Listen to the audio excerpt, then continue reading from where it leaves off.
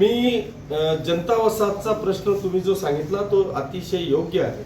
मी आणि नगराध्यक्ष आमचे काही नगरसेवक त्या वार्डातले स्वतः जनता वसाहतमध्ये त्या दिवशी परिस्थिती पाहिली की आपण जो नाला त्या गल्लीतून येतो, ती गल्ली ऑलरेडी खोल आहे आणि तिथून जो आपण नाला मागच्या बाजूने जनता वसाहतच्या मागच्या बाजूने जो मोठा नाला आहे त्या नाल्याला आपण जॉईन केलेला आहे, परंतु पाणी एवढं होतं की तो मोठा नाला या छोट्या नाल्याचं पाणी घेत नसल्यामुळे ते प्रत्येक घरांमध्ये ते पाणी गेलं। त्याच्याकरता तिथूनच मी व्हिडिओ कॉल करून माननीय गिरीश भाऊ महाजन साहेबांना ती परिस्थिती दाखवली आणि त्यांनी सांगितलं की मला तात्काळ आपत्ती व्यवस्थापनाचा प्रस्ताव तयार करून तू दे, आपण कुठल्याही परिस्थितीत तो नाला जो आहे तो सरळ आपण काढू।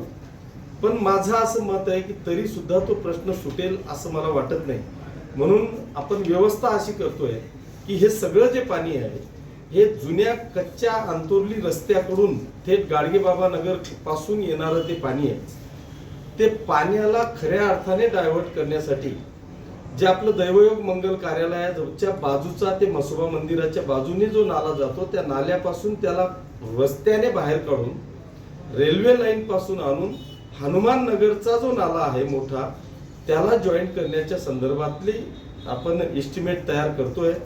भविष्यात अशी परिस्थिती उद्भवणार नाही याची काळजी आपण घेतोय। खरं म्हणजे आता त्याच्याकडे कोणाचं दुर्लक्ष झालं मला माहित नाही, पण माझंही म्हणता येईल की मागच्या काळात जारगाव हद्दीत असताना म्हणजे जो नाला आहे पुलाच्या लागून तिथे प्रचंड अतिक्रमण झालेलं आहे, तिथं दुकानं बांधले गेले, रीतसर म्हणजे कॉलम टाकून त्या नाल्यामध्ये दुकानं बांधले गेले।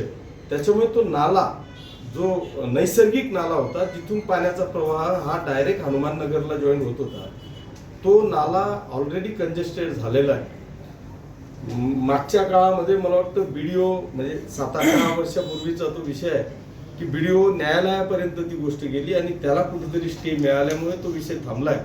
पण निश्चितपणे याच्यावर आपल्याला कायमस्वरूपी काय मार्ग काढता येईल याचा प्रयत्न आपण नक्की करू। आप्पासाहेब, नागसेन नगरचा जो पूल आहे तो जर मोठा केला तर त्याला काही पर्याय राहील का चांगला? नागसेन नगरचा पूल आपल्याला नडत नाही, म्हणजे जो काही आत्ता पूल आहे तिथून आपल्याला पाणी थांबत नाही, मोठा करून त्याला रोड कसा करणार? पाणी रस्त्यावर येतं त्यामुळे म्हणून नाही, तिला प्रवाह आपल्याला नाल्याला तो जो पूल आहे ना तो पूल आपल्याला अजिबात नडत नाही, तो नडायचा म्हणून आपण त्याला मोठा केलेला आहे। आता याच्या पलीकडे मोठा आपण करू शकत नाही, नाल्यापेक्षा तो मोठाच आहे, त्याच्यामुळे त्याला दुरुस्त करायची आवश्यकता नाही। जो काही आहे अतिक्रमण ते हटवणे आणि अंतोर्लीहून तो रेल्वे पुलापासून त्या पाण्याला डायव्हर्ट करणे हा एकमेव मार्ग तिथं आहे।